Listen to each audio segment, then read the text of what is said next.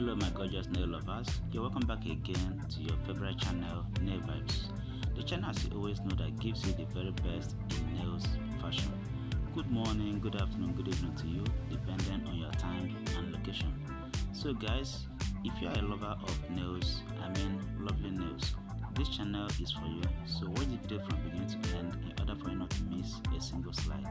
And as you watch the video, kindly support it by hitting the like button, okay? Like the video and also feel free to share it to your friends and loved ones, and you can also save it for a later use. To my returning viewers, I say a very big thank you to you guys for always coming back to watch and engage in my videos. Thank you for always being a part of this channel.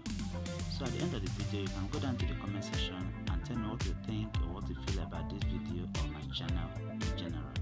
And in case this is not really what you want, you can go down to my channel to see other videos that I have on other nail types. You can also watch from there and make your choices. Thank you guys so much, as I'll be looking forward to seeing you again in my next video.